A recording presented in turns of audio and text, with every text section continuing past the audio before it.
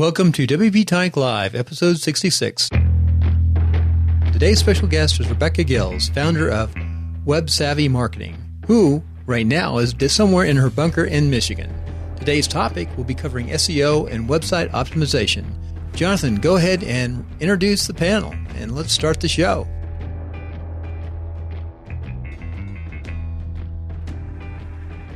Well, thanks, Rebecca, for joining us. We've been looking forward to this madness, our monthly show. So would you like to introduce yourself again, Rebecca, and then I'll introduce our normal panel? Sure. Hello, everybody. I'm Rebecca Gill. I'm the founder of Web Savvy Marketing, which is a custom design firm in Michigan, and they made jokes about me being in a bunker, and that's because I kind of split my time between two places in Michigan, so you just never know which one I'm going to be at. Thanks for having me. The secret bunker. It's the secret bunker, Rebecca, the control center of your empire. So, Sally, like to introduce yourself? Certainly. My name is Sally Getch. My business is WP Fangirl, which is WordPress consulting, and I'm the organizer of the East Bay Meetup Group, which meets in Oakland, California, not to be confused with Oakley, California, which is where I live. Oh, thank you for clarifying that. That's really very good, Sally. Thank you. Adam, like to introduce yourself? Sure. I'm Adam Silver. I run the South Bay WordPress Meetup in Southern California. I have a website over at Kitchen Sink WP where I do a weekly podcast, and I do other WordPress stuff. Yeah, I'd like to say, Adam, you and your team at WordCamp Los Angeles, you did a fantastic job, and me and Bill really enjoyed it. And thank you. Thanks to all your hard work, and do tell your team that we appreciate it. I was one of five, and it was a team effort. We worked fairly well this year. It was excellent. We really enjoyed it, and thanks, Adam. Thanks. John, like to introduce yourself? Sure thing. I'm John Locke, and my business is Lockdown Design, and that runs out of Sacramento, California. You getting ready for Sacramento WordCamp, John? You getting yourself pumped up? Come on, yeah, I'm pumped up, definitely. Up there, John. Yeah, first one. Right. So that's the wizard said I had to liven up because I've been a bit ill. You actually are. You're doing really well. I put up 2 weeks of this. In fact, we have to redo an hour's worth of podcast because he was on medication. Yes. Well, that might have been interesting, but probably not what you wanted. Yeah, it'd be under the comedy hour, I think.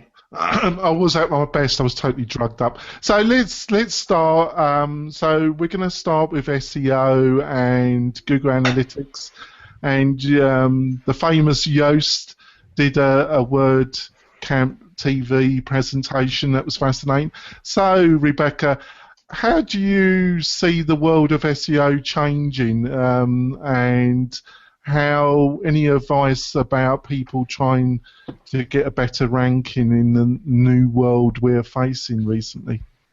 I think one of the things that Yoast touched on and was focused on was that the world that we knew of SEO from 5 years ago or even 10 years ago is really different than what it is today.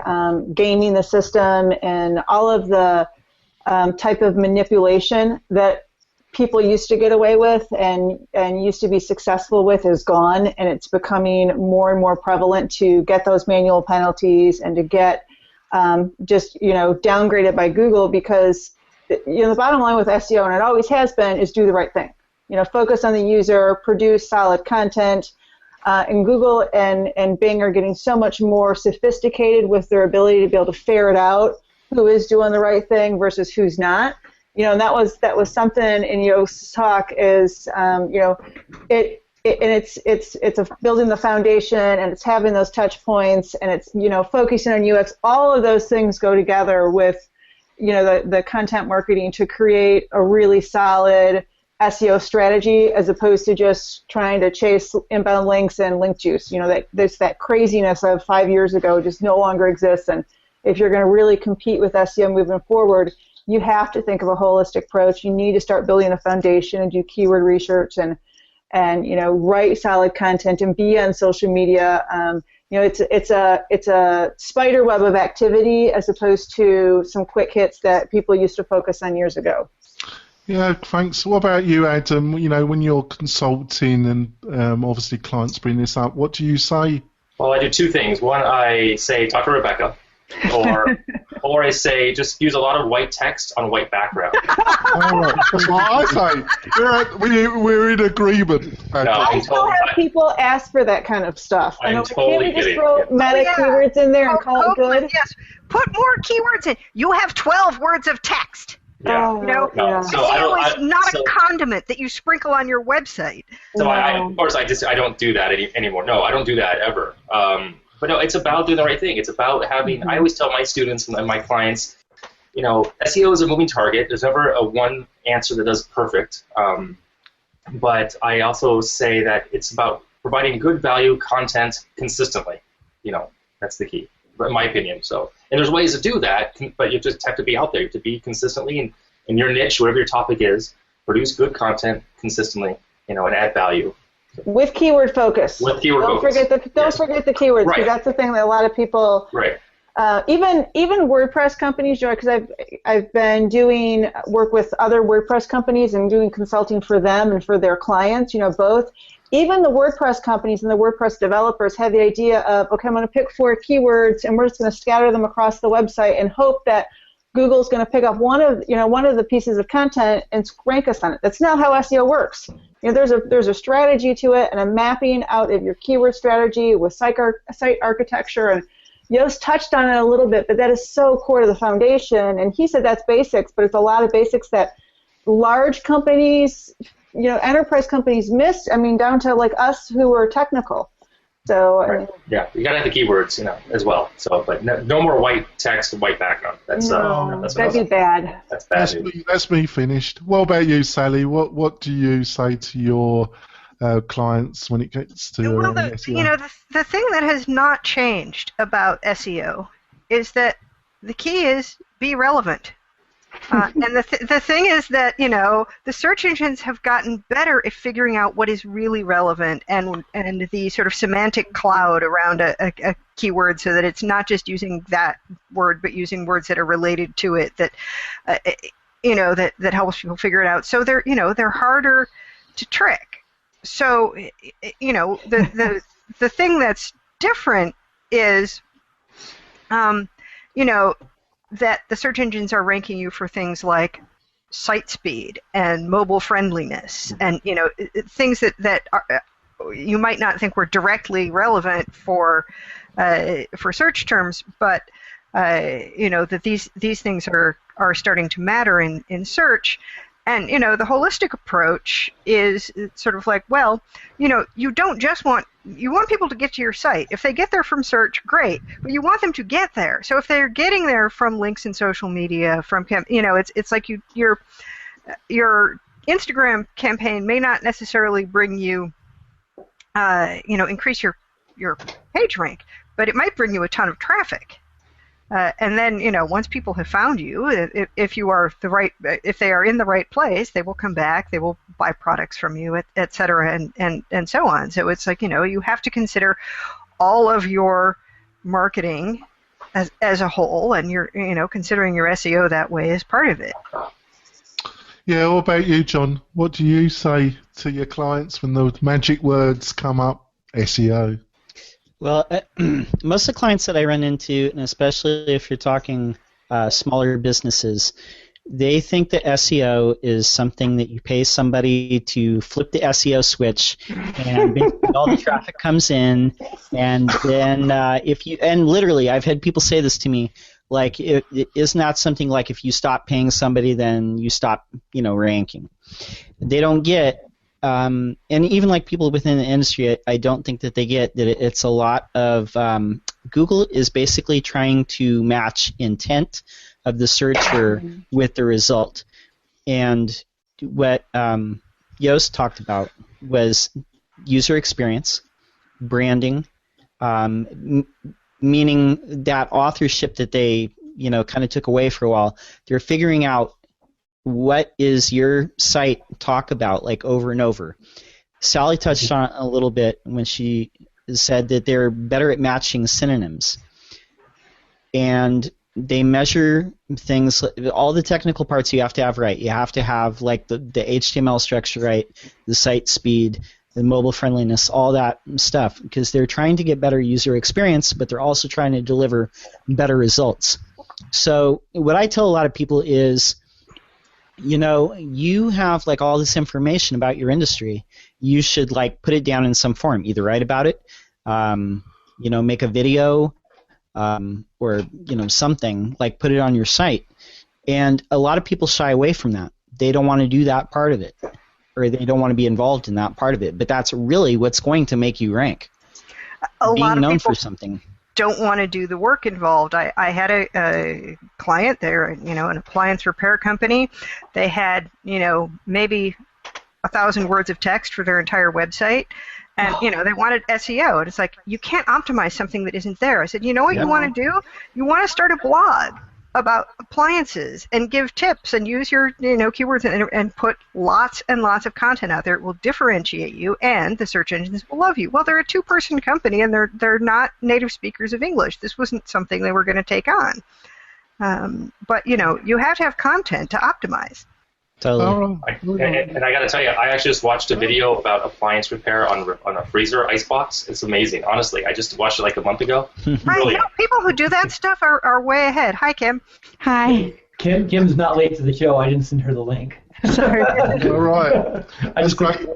Thanks. Would you like to introduce yourself, Kim? Real fast, before Kim comes up, just FYI, we're going to redo the timeline. We're going to redo WP-Tonic, I hope. We've got to look at it. Because she's featured next month. Next month is all about creating courses and online education. So she'll be the featured speaker next month on this same show.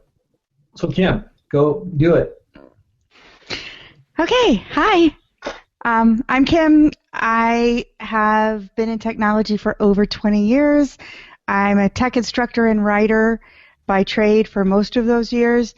Now I focus on helping other people learn to build online courses because I've been doing that for many years, and I took my master's degree in education, my years of building online courses, and kind of merged them into helping people do that. So that's really my focus right now. I focus on WordPress. After finding it in 2012, I was late to the WordPress party. I started out in other CMSs, but I really love it because it lets me teach everybody from beginners in their 20s to 70-plus-year-olds how to build websites without learning a whole bunch of HTML and CSS. Oh, thank you, Kim. Say other CMSs? Ooh. All right. Thanks, Kim. Rebecca, what I was going to ask you, when you were starting to build up your theme shop and you were looking at getting traction, can you remember back what were some of the key SEO factors that enabled you to start getting traction when it came to actual getting numbers to the website and converting them into actual paying clients for the theme shop? Can you give some insights about it? I did a WordCamp presentation on this, and it is in WordPress TV if you're interested in theme sales or product sales. And I really talked through the whole process I went through. I think it's like a half hour long. I was from WordCamp Chicago 2014. But so basically, when I first started the theme store, we launched 4 themes, and they didn't have any keyword focus, right? So I sold stuff, but I didn't sell a lot of stuff. Then it dawned on me to use what I know, and I know SEO really well. So what I started to do was every theme that we would launch had an SEO purpose, right? Even if it wasn't designed for that, I crafted it into it. So all of our themes now are niche-based, whether they be for the accountant or the lawyer or some other niche out there. They're very focused on that. And what I would do is before we would even create the theme and get it into the store for sale, I would actually go and I would do research on all these different types of themes, and I found a sweet spot so that I knew if the search volume was between one number and another number, and I would look to see what was already on Google for page 1 and see if did I know SEO better than these people? Did I have a better looking theme? And if all of those were yes, I'd go after it, and I knew that I could get back the development that I would pay for the theme within like 2 months because I could quickly get myself to page 1 of Google. And that's how I sold and how I built up the theme stores, having that niche and really focusing on that small business who didn't have the money for custom sites but had time available, so they would be the ones that would find and look for those stock themes. How do you find those niches? I have a cottage up north in Michigan, and it's a really small town. Doesn't even have a fast food or like a McDonald's. But all of those places have the accountant and the chiropractor and the dentist and the lawyer and the doctor. And so I focused on them. And then I would just go validate it in the AdWords tool by Google to see the search volumes. And that's truly how I did it. And, we launched the store and we grew it quite a bit over the time, and it was all organic search. Oh, so the cottage is bunker 2 then, Rebecca? It is, yes. But it's really lost because it's up in northern Michigan. It's control center 2. Rebecca, where is it, Rebecca? I just learned this last week. Yes, so it's up here. It's up in here. Okay. I'm down here right now, but it's up there. Yes. It's on the UP. It's not here. It's okay. See? Yes, no, not in the UP. There's nothing up there. We love you, UP. Just not going to I'd like to put this to Sally. Sally, I was listening to our old podcast with Chris Lemmer, and he said he built up his position by just out-blogging other people. He said that he looked at the competition, and to build up his credibility and in the community, he decided to blog almost every day for a period of time, and he blogged over 1,000 words each article. So do you think that's still a strategy? I think it's absolutely a strategy. It's incredibly hard to keep up a regular blog posting schedule, and if you are coming out with something that is, useful and substantial every single day, people will start to notice. And, again, there you've got a 1,000-word blog post. It's an opportunity to, target the blog post around a specific keyword or phrase and be found for that. Most people I'm starting to become the go-to person for the events calendar because I've published 4 now, and it will be 5 tutorials about customizing the events calendar, and the Modern Tribe people put them in their knowledge base, so people come to me from there and ask questions about it, and then I have a whole new tutorial to write about how I fixed whatever it was. And that's the thing, is if you start to see, so I have kind of an unintentional series on the topic of customizing the events calendar, and you keep that up, you get material for Google to say, oh, this person keeps writing about this. We should maybe send people who are searching for that to her. Yeah. What do you think, Adam? I suppose it's a mixture of knowing what you're talking about. Is it a mixture of knowing what you're talking about and volume? Yes. So we're talking all about just blogging here to get SEO? Yeah. Well, it's just a matter of people always ask me, how's the podcast doing? And I say it's doing great. I enjoy doing it every week. And every Monday I put a podcast out. I'm week 80. Next Monday will be 88. And I don't stress about it for the most part. I put it together. I record on the weekend. It comes out. It's the consistency every week. And do I know my numbers? Yeah, I look every few months. What's my listener rate, my downloads? But even when people tell me, I got this from somebody else, people say, I only have 50 or 100 or 200 downloads per week. That's a great number if you think about it. If you think of a room with 100 chairs and people listening to you for 15, 20, 30, or an hour, whatever your time frame is, every week that have my attention, they have whatever, I have their attention. That's pretty impactful. That's the message is getting out some way. If you look at it that way, it's only 100 people. 100 people is a lot, to listen to you every week in and week out, on their choice. Zero. Exactly. So my numbers are the numbers. I don't look at the stats or my analytics. I look at them, but I'm not concerned about them because I still love doing it. It has to be passion as well. You have to enjoy doing it and see the long play, the potential of where you want to go with what you're trying to do. And what about you, John? What have you tried to utilize blogging to improve your exposure, or was your experiences all?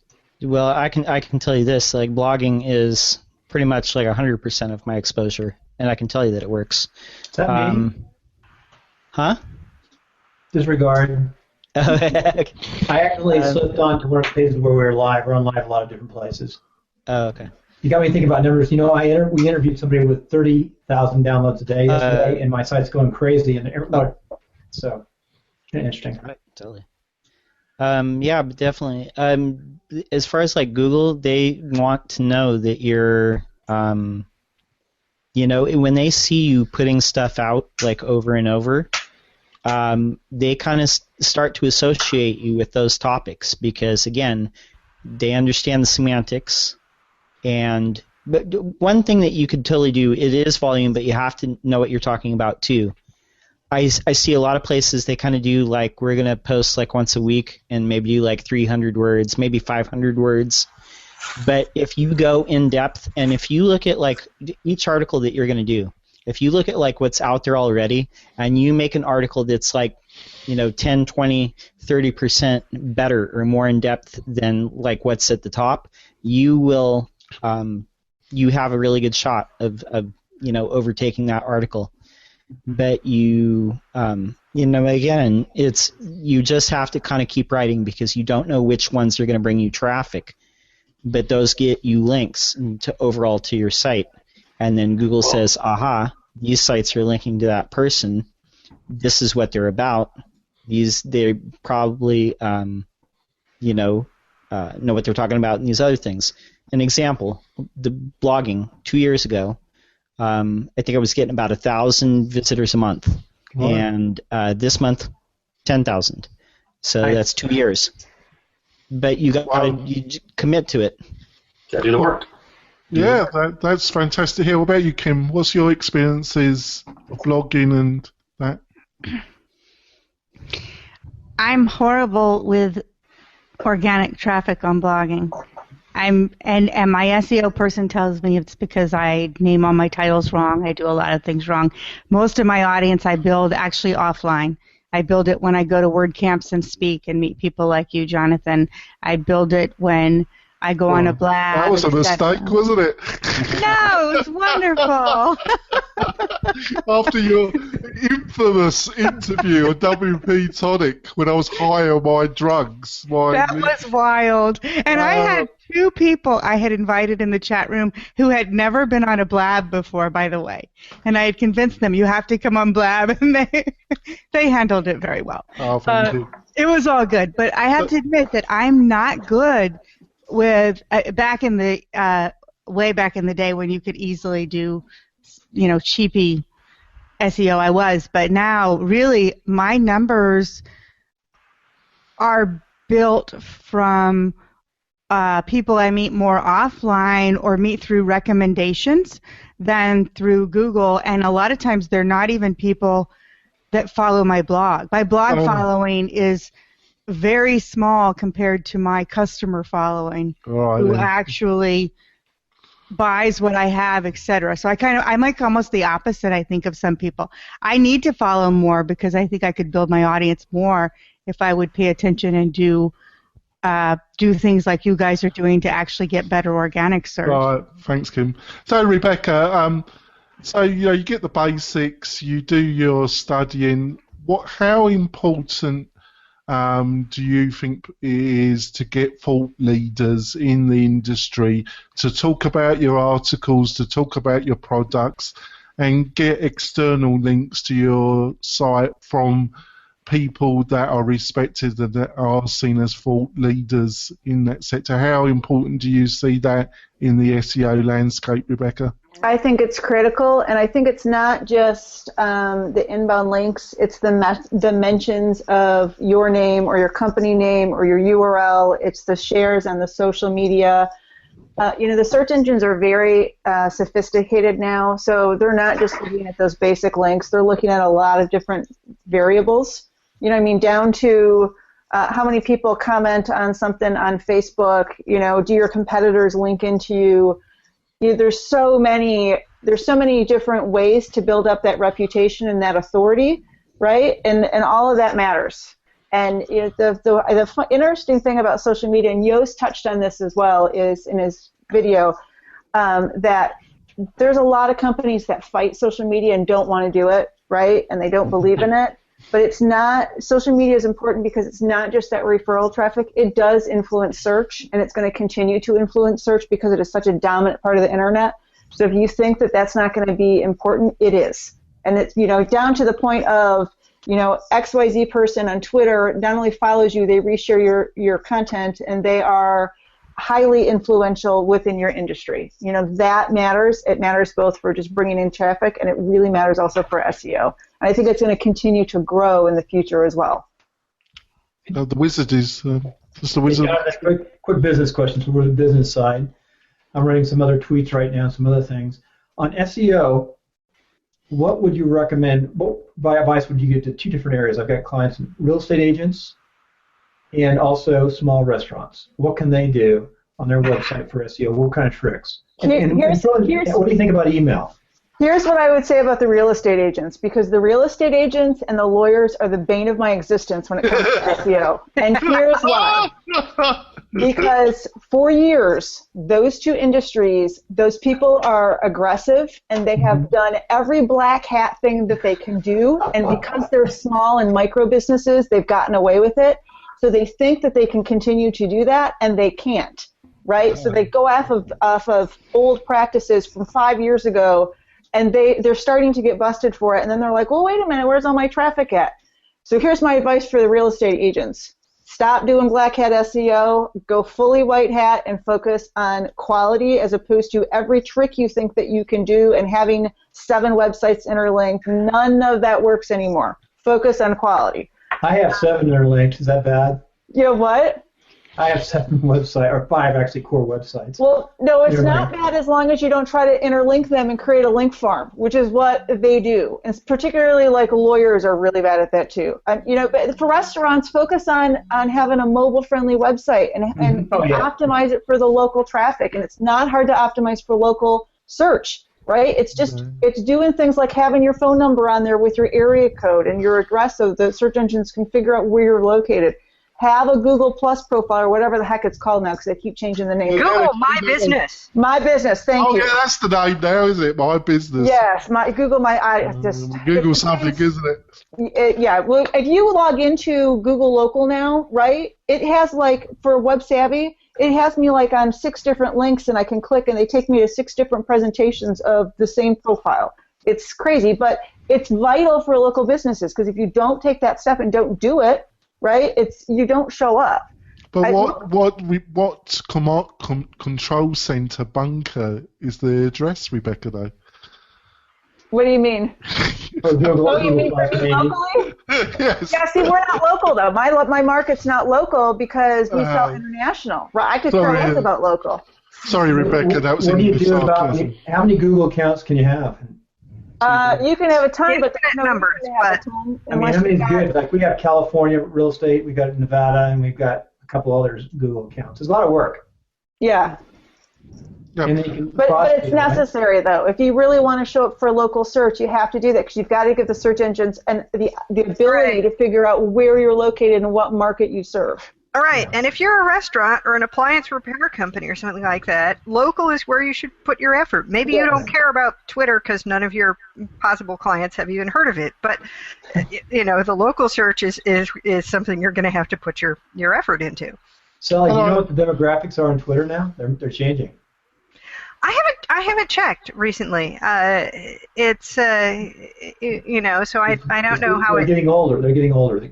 People in 30s, 40s, 50s are starting to do more. How it skews. I mean, almost everybody I know on Twitter is over 40 anyway, because like most of the people I know in my life are over 40. Yeah, I like to ask Adam because obviously Adam, you're based in Los Angeles and it's a very populated, highly competitive environment. So is SEO and the basic principles, do a lot of your clients, your small to medium-sized clients, are they pretty SEO savvy or are they still, it's pretty, you have to educate quite a bit, Adam? I do a ton of education as best I can. And I also tell people I am not an SEO expert. They need that. I have people I work with. I bring people in based on the need. Simple as that.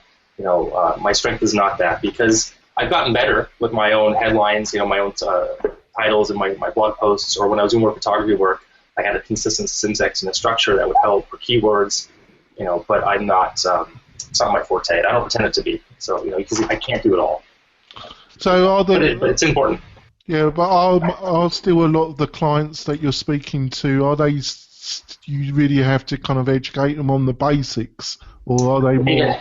You got to educate them on everything. The fact that they need a copywriter is a starting point. Yeah, I mean, if you're working with small business people, they hardly know anything about their own business. Never mind about the website. Yeah, they may know how to go get a small business loan, and they may know how to. They know some stuff. They know more than they let on their business, but to see the bigger picture, they need help across the board, and it depends on their value, what they value first, a website or what they want to attack. And sometimes I've actually turned work down. They don't know why they want a website in most cases. I've turned work down. What is supposed to do? We have to figure that out before we're going to decide what it's going to look like. And what's your call to action? Why do you want people to exactly? Yeah. So, John, is that a similar experience yourself that in Sacramento that most of the clients, they still need a lot of education around this subject? Yeah, there's still like a lot of need for education. Almost everybody does ask about SEO because they know that it's something they need. And I mean, lately I've been working with like more businesses that are more like social savvy, and they understand that they need to be present on at least on the platforms that matter for their business, and get those shares.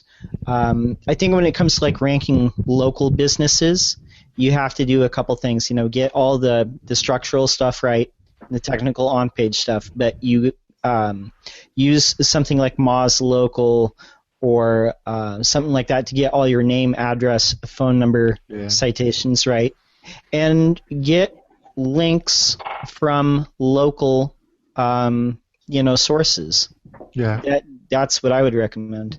Yeah, I'll just put it to Rebecca. We're kind of 20 years into the internet. It's like 2015. Are you a little bit surprised by the lack of education that a lot of businesses don't have about the importance of SEO and getting traffic to their site? Or what? If you're not, why do you think the situation is still the way it is, Rebecca? Because it's a moving target.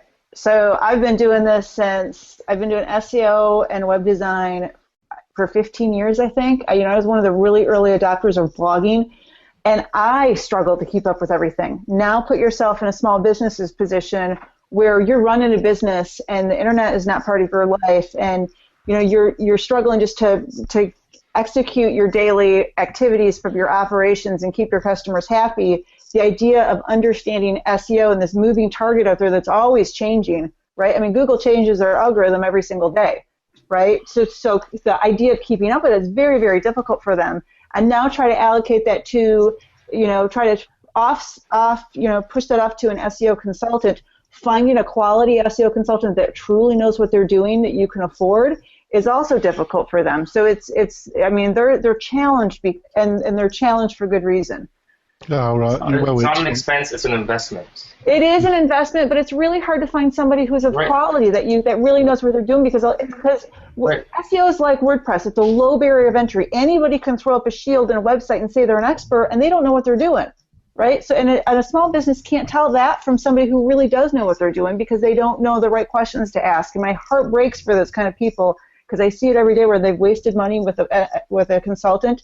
And I'll ask them, what did that consultant do for you? What kind of tasks were they performing? They're like, well, I don't know. I just kept giving them money every month. Someone's smart in business. They're going to have some money to invest. They're going to go find an advisor to help them put the team together.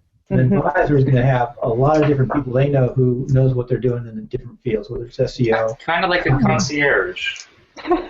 Well, I was 9 years old. I do. The general contractor may have a couple trades, but basically most things are contracted out. You need someone with the expertise to find the team. Most small businesses don't. Sorry. Go ahead. All right. I think we've covered the SEO, so I'd like to go on. We didn't discuss Google Analytics that much, but I think just discussing the SEO hopefully gave some good information. But I'd love to go on to Sal Reed's presentation at the great Los Angeles WordCamp and her bursting at the themes presentation, which in her true spirit WP Water Cooler was quite entertaining, and she said quite a few things about themes. Sally, would you like to start off with and point out some of the things that Sal Reed kind of said, and did you agree with what she said at her presentation? I definitely agreed with what she said in her presentation, except where she dissed Genesis. She was wrong. Genesis has moved everything into the customizer, so you can manage all those Genesis options in the customizer. And this was kind of the thing that really came clear to me. I mean, her talk was aimed pretty much at beginners, at bloggers, at people who are not developers. Those are the people she works with. And she talked about, what makes a good theme and why, and and she really made it clear to me why this move to put everything in the customizer is actually a good thing and valuable, because it provides a consistent experience for people across themes. And a lot of people who are the sort of DIY blogger types are going to change themes a number of times, and they don't want to be confused about, so where do I do the header for this one, and where do I do that? So if it's all in the customizer and they know it's going to be in the customizer, then they know that's where to go, and it's just a better user experience. Plus, it does give them the chance to, not have to go 12 places to work on the stuff that shows up externally on one page. All right, thanks. What about you, Rebecca? What did you think of Sari Reed's, being that you run a commercial theme shop? So what did you get from her presentation?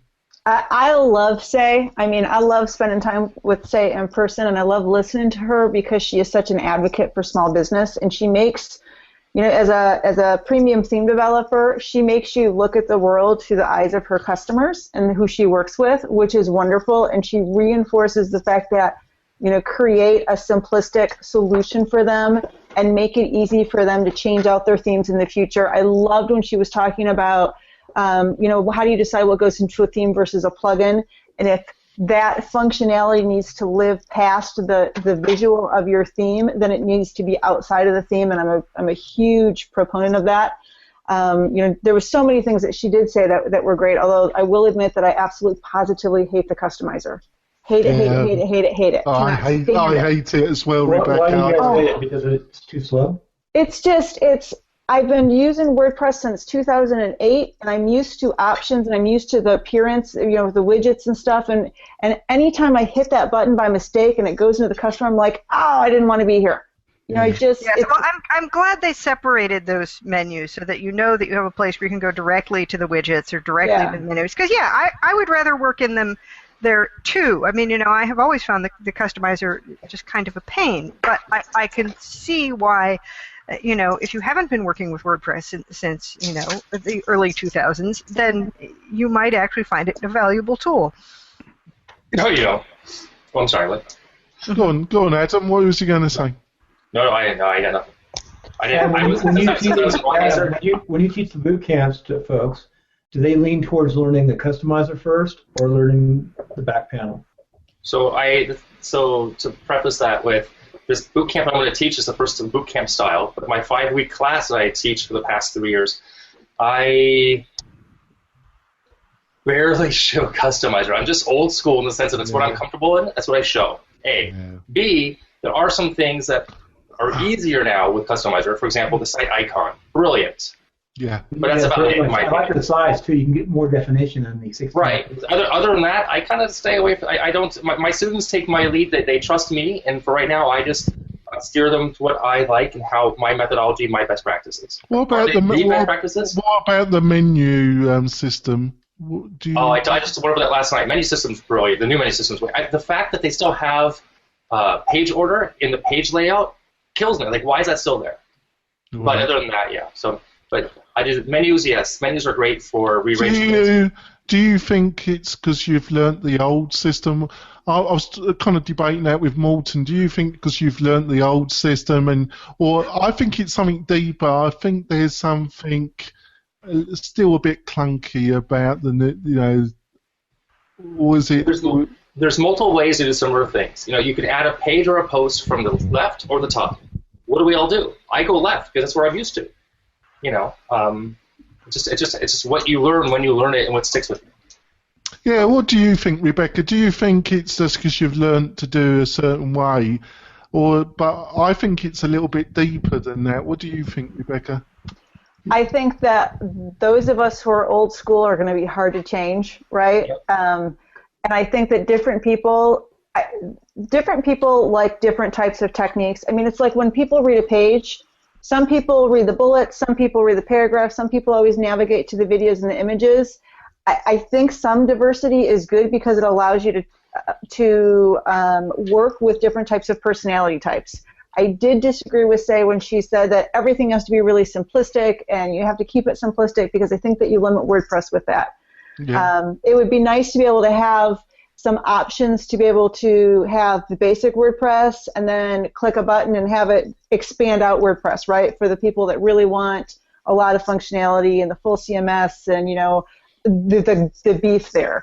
I think that would be nice because then you could tailor to, or you could really work and serve like those restaurants that just really need it very simplistic versus the people like us who want it more. And I've got, we sell our themes to like lawyers and accountants, and some of those people really dig in. I mean, like they want to go and and change CSS, and once they do, you wonder why they want to do that, but they do, don't they? It's their personality. I mean, we all we're human. We're very unique, and you can't take away all of that uniqueness. You'd be surprised, Rebecca. You'd be surprised, Rebecca. Quite a few people have said that to me. That you're unique? Yeah, kind of. Right, John. What's your feeling about about what Sal said and about the new option area and blah blah blah? Well, definitely. One thing that Say said in her talk that I really focused in on is we're in an interesting time when it comes to themes because it's either really simplistic or it's like really overblown, and a lot of people who are doing it themselves, they want to learn WordPress, and to them, they could pick one theme that's like really simple where they have to set everything up and find the right plugins to make things happen the way they want them to, or they can go buy a theme with 87 sliders and 17 like options panels, and it's really, I think, like overwhelming. So I think that we are in interesting times when it comes to that. And the customizer, I think, maybe is a way to like kind of move things toward a more consistent experience, not just like keeping the data consistent for the future, but it's a way to kind of steer theme authors into making themes more consistent. Yeah, but John, don't you think it's a little bit schizophrenic? You got the movement to the customizer, and then you got this talk of the new API system, and then we're going to have all these kind of custom backend all done in JavaScript, and there's all that talk. So it seems a bit kind of schizophrenic at the present moment about what's your thoughts about that statement, John? Well, as far as that, I think that there will continue to be a lot of themes that don't necessarily have to utilize like the REST API to its full extent. I think it's like nice having it there, and I think it's going to enable the platform of WordPress to continue to grow. And I think a lot more people will use it, as an app platform. But I don't think necessarily that it's going to affect like every theme on the market. So. All right. So, Kim, what's your feeling about the customizer and the themes in general when you're consulting for these learning systems? Kind of the same as the others. There's certain things I like about it, but then there's certain things that I find sometimes are limiting, and then your other companies still have to have that other option underneath, where you go into the menu. They have another ePanel option because they just can't fit everything into the customizer. And I wasn't there in in WordCamp LA. I was at a different conference that weekend, so I don't know what was said, but that is just my initial for the customizer. There's certain things that, yeah, it's nice to just be able to point people there, but if you're not a theme that's just super, super basic, like one of the default themes, then sometimes I just don't think it gives them enough options. Yeah, thanks, Kim. Right, Rebecca, I've utilised some of your themes, and your first of all, what led to you? Was it a mixture of business opportunity and you're just attracted to the Genesis framework? Was it a kind of road that you gradually went down? So I'm just trying to, what did you just like the things that Studio Press was doing, and you saw business opportunity, and you liked the framework? Is that why you based your? So the first theme that I ever worked with was a Studio Press theme. I used a Studio Press theme, and then I used one of iTheme's themes. I don't remember what it was called. And I really liked the Studio Press theme. And when they came out with Genesis, when it was just a theme, right? I baited it. I was a beta user, and I tried it, and I was like, oh, this is okay. But then when they came out with the framework, I was already a Genesis user, and I was like, okay, I'm going to try this, and I really liked it. And the one thing that it produced for our team is it gave us all of a box to work in. It set best practices. So as opposed to having because we have multiple coders, and I can't code myself, right? So I can read code and I can understand code, but I can't audit code for code quality. And the Genesis framework gave us that box to work within, and they set best practices. Now my team's been with us, for 5 years or so. So everybody does, those best practices, but it gave us that foundation. Now that I've been using it for so long, I'm used to things. If I have to go into a normal WordPress thing, I'm like, whoa, wait a minute, where's my columns? Where's my author box? All those things that I'm used to with Genesis, and I'm used to having them there, then I struggle with regular WordPress. I think regular WordPress is wonderful. I think Genesis is a good framework. I don't think that there's only one framework or there's only, one route to go. That's the beautiful thing about WordPress, and the beautiful thing about having this large community that we have is that there can be many ways to achieve the same goal. And, through that collaboration, you see the best come out in different views, and I think it just makes us stronger. Yeah, what's your position? I did agree with Sal around short codes, because they have their place. But about a year ago, I got sucked into a project, and they bought this theme, and I won't name the theme shop. It's a respected theme shop, but it was a restaurant theme, and I've never seen a theme like it. It was the home page, it was totally dominated by short codes, and it was just a dog's dinner of a theme, Rebecca. We don't use short codes. We try to avoid them. Is there a balance, or do you just try and avoid them like the plague? We try to avoid them like the plague. So if we have a client that we're doing custom design with who's using short codes, and they've got this really large website, right, in which we have one where we're going to change the design but allow them to keep the short codes because they don't want to have to go change, that's fine. But from a theme perspective, of like selling a premium theme, we're not going to use them. I would much rather create like call to action widgets so people can easily drop stuff in and then have that create it for them, because they don't have the opportunity to break stuff. Like Say said, if you don't know code and you're trying to manipulate a short code, you can make one little mistake and then everything breaks, and then you've just got a bunch of code sitting shown on your website. Where if you create a widget for them, like Widgetize homepage, it's much easier for a novice to use that and drop in their URL and drop in the text they want, because it's easy for them. And we try to do that with our themes, that we build so people don't get tripped up on their shortcodes and then don't have all these legacy shortcodes sitting out on pages that they don't even know exist. Well, what's your feeling about this, Adam? I love when I get a lot of repair work. I get a lot of calls. I've said this before. People call me because other developers disappear, whatever it is. And I open up the site, and I see short codes. I see what looked like content that has a short code bracket because the client has changed the theme. And they didn't realize that everything was tied in that way. And I love that because it's not my mistake.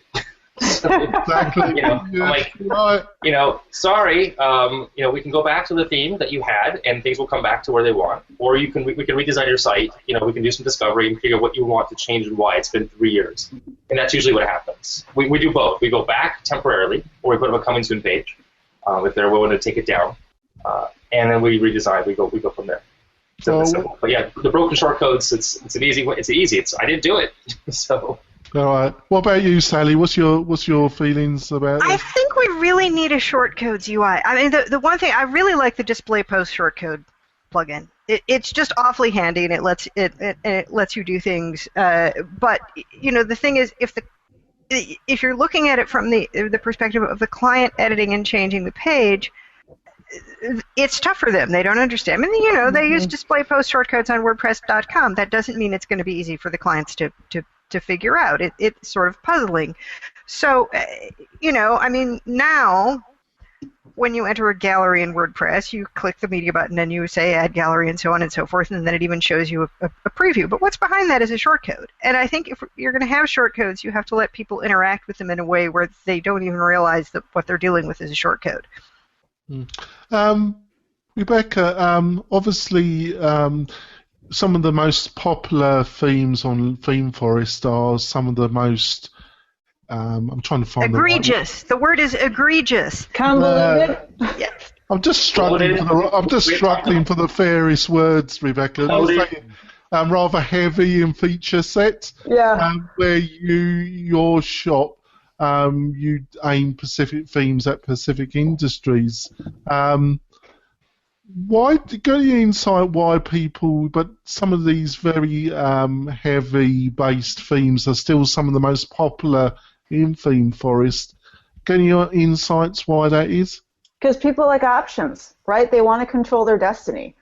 And they want to have all those options, and I think it's sucked in, right? Think about this. If you go in and you're looking at a sales page in ThemeForest and you see you can create this homepage with 20 different types of, presentations, you're like, oh, that's it. It's everything I need. I don't need a designer. I don't need a coder. It's everything I need. They purchase it, and then they realize that they have to configure all this, and it's way more than they think they're getting themselves into, right? And Say referenced that in her presentation. So my question is, and I wish we had the numbers, of those ThemeForest themes that people have bought and downloaded, how many are really getting used? I mean, I know that there's stats out there, but I can guarantee you that the percentage of people actually using those big bloated themes that they downloaded are not the same. And we replace those themes left and right because of the bloat factor and the overwhelming factor that they have. And I mean, it's just... It's a disservice to our industry, and it's a disservice to small businesses because they get sucked in. Although I know people make no money on that, I'm not going to chastise from that. That's their business, their process. Hey, Jonathan, as you talk about themes, just transition the last 8 to 10 minutes about optimization and speed of those websites, because it's a really good way to transition, because if you load a theme, and you're dead in the water. So what are some of the best practices out there in optimization and speed of your website? We just went through a month of it. Why don't we wrap up with that? Yeah, so I'll start with John with that. So what's your experience when you're dealing, because you do a lot of custom work, John, but your smaller you might be doing with Semi where they've got existing theme. How do you deal with the subject and the speed question? They have an existing theme. Well, first thing with speed, you got to have good hosting. If you have subpar hosting, you're not going to have a fast site. That's bottom line. So that's the first thing to do. Now, if we're keeping an existing theme, then we figure out how we can optimize that. Pushing JavaScript to the footer, seeing what we can do with setting expiry tags, making sure everything's gzipped, making sure we're using caching. But if we're building a brand new site, then we have the option of selecting a theme that's not bloated, and making sure that we steer them either toward a custom site, the custom built like WordPress theme, or choosing something that's not from ThemeForest. I wasn't going to say that myself, but there you go. Yeah. What Rebecca said, though, is struck a nerve, though, because a lot of people, they think that building a website is something they should be able to do themselves. That's why they go to ThemeForest. And, business owners, as well as many agencies, they don't know that there's options besides ThemeForest. Mm-hmm. Right. So. What's your experience of, what's your perspective, Adam, about this, Well, surprisingly enough, just earlier this week, I had a podcast come out, and it was talking about this. So 2 episodes ago, I talked about ways to improve. Hosting's one of them, better themes. And then this past week, I talked to Dave Hensel from MaxCDN. So with doing all those things, adding caching, adding all these little features, and having a good host, the next step would be getting the CDN. That would be, it's a combination of all that. Depends on your needs, but that's going to help a huge amount. So what CDN did you use? Well, I haven't, but I mean, he's the co-founder of MaxCDN, so. Okay. So obviously that's what you talked about. We did, yeah, we did. We actually talked about Akamai as well, but Akamai is a different piece altogether. But we talked about MaxCDN. Yeah. So Rebecca, the other thing I would ask, obviously on your support forum is closed. You have to buy a theme to be able to log into the support forum, and obviously I've worked with some of your themes, and your support team are excellent, and you do. That's another factor that people should think about, shouldn't they, Rebecca? What kind of ongoing support and the quality support. But was that a difficult decision that you were going to keep the forum? You had to buy a theme to have access to information about your themes. Did you have to really consider that, or no? The reason we do it is because it's a digital product. People download it. They put all of the themes up on Black Hat forums, right? And they're giving them away. It's a way to protect your revenue by blocking people who don't have a purchase, a license or a user ID. They can't get access to the instructions, and they can't get access to the support. And that's why we do it. And, I've had people complain. It's like, I'm sorry, but the reason you're complaining is because you didn't buy the theme. Yeah. Buy the theme, you get the access, right? I don't do this for free. I do it because, yes, I love it, but I also do it so I can feed my children. And, that protects our revenue. It's all about you. It is all about me. Drop the hammer. I thought I would just ask you that, because I just thought, was it a difficult decision, or was you, with the amount of, was you kind of driven to that decision, or did you always know that was? We started out the gate that way, and it was, I don't know why I needed to protect it, but I did, and I'm glad I did, because that protects our revenue. Yeah, that's great. So, do you also think, it's probably a difficult one, but probably most of your kind of target audience, they probably don't think this, but support should be a real big consideration. Huge. It's both with themes and with hosting. You're buying 2 things. When you go to buy hosting and you go to buy a theme, you're buying the product and you're buying the support, and they both better be good, because if they're not, you've got a problem. You can't have one without the other. They're both critical to success. So what about you, Sally? How do you kind of approach this with clients that you're consulting about? They should really consider the kind of support issues and the quality issues. How do you kind of approach that conversation, Sally? When I recommend hosting to people, part of it is because I have some experience that the hosting company provides good support. I don't resell hosting because I'm not a server expert. I don't want to provide hosting support to anybody. But that's going to be important. If they're having a problem, can they contact these people and get a quick response if their website is down, if whatever. So that's an important thing, and I try to talk to people about the fact that WordPress requires maintenance. Mm-hmm. There are now dozens of companies that provide maintenance services for less than I would charge for them, because I have only so many billable hours in a day, and I don't really want to spend them all pushing the update button. I do. It's it's difficult. It's difficult enough doing that for my own sites, which I all have on iTheme Sync now. But and I've started putting in my contracts, like, okay, you get this long to make sure the site is working, and in this period I will fix things that without additional charges. And if you haven't checked it out by the time 3 months or whatever has passed, too bad. You're going to have to pay me for additional work.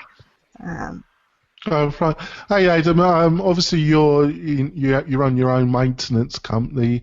And I do as well, but I feel like that there is there's your hosting company will do so much for you, but then there's a certain where you can't expect them to do it.